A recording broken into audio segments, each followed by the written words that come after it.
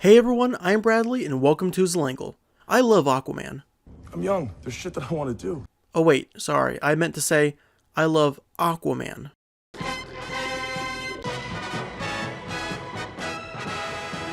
That's right. For years, I've been a big fan of the Aquaman character. Yes, even before Geoff Johns made the character cool again with comic book audiences. Something about him just seemed right. He wasn't so gimmicky that he felt useless and stupid, but not so self-serious that he becomes lame. He's the perfect mixture of humor and levity for his name and look. But also, behind it all, he is the king of 2/3 of the earth. And I've been waiting a long time to see him done right.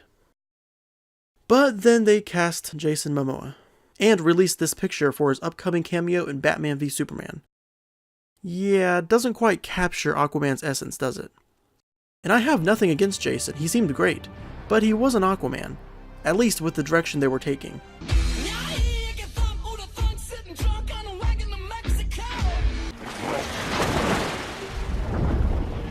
So then BVS came out, and he appeared for about 10 seconds and then swam off. And this scene somehow made him look sillier than the Super Friends did.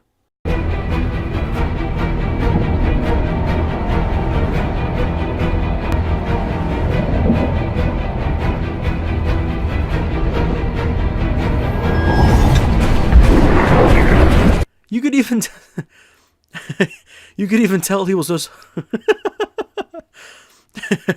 you could even just tell he was holding his breath. Anyway, Justice League eventually came out, and he was pretty much wasted in that movie. My man.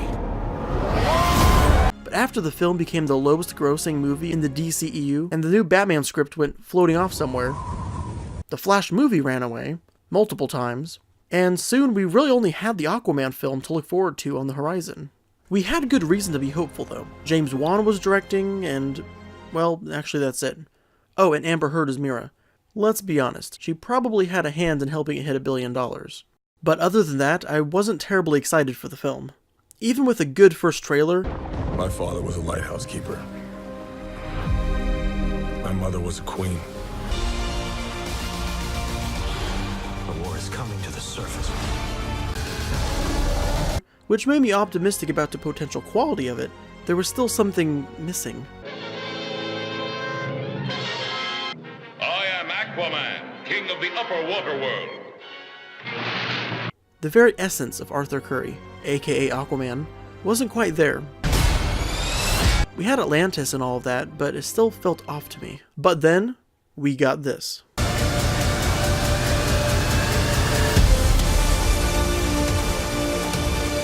And I realized what it was.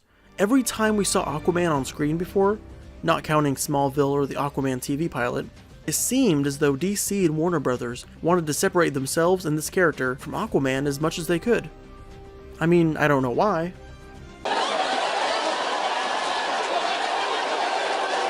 Said this before and I'll say it again. Aquaman sucks. But there was something inherently non-Aquaman about Jason's version. Until about December of 2018. While I was watching this film for the first time, the smile on my face got bigger and bigger. Because I noticed that my trust in James Wan had been justified. Because Aquaman wasn't about Aquaman. It was about becoming Aquaman. Now, maybe if you've seen it, that seems obvious. Yes, he was just a normal Atlantean guy that happened to be of royal blood. And then at the end, Arthur becomes king and gets the powerful trident. But I don't just mean that he becomes Aquaman in the story, I also mean that Wan took this. This is badass. To this.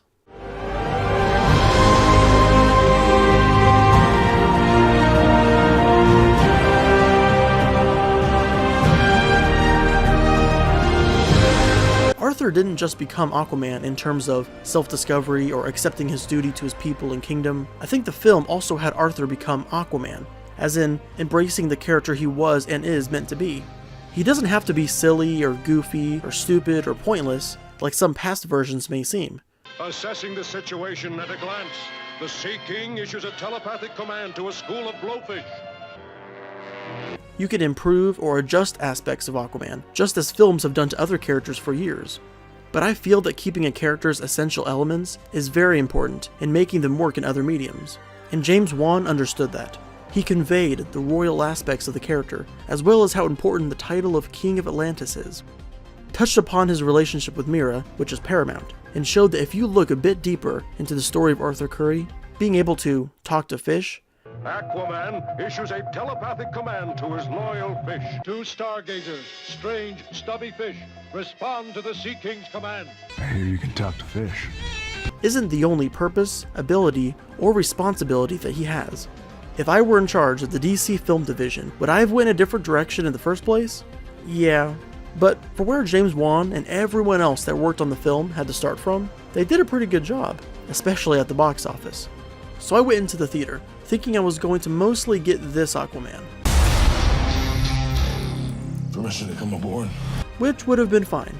I'm sure it would have been just as fun, but as a comic book fan myself, and yes, more than just the New 52, and to a true Aquaman fan, the film succeeded in winning me over by embracing the comic book aspects of the source material, not shying away from them. I am Aquaman. Which unfortunately, You want no beef? You don't want no beef? You don't want no beef? DC has a habit of doing occasionally. It's cherry.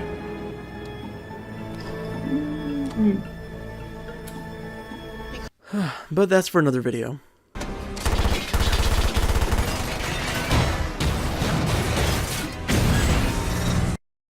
So did you like Aquaman? Are you an Aquaman fan?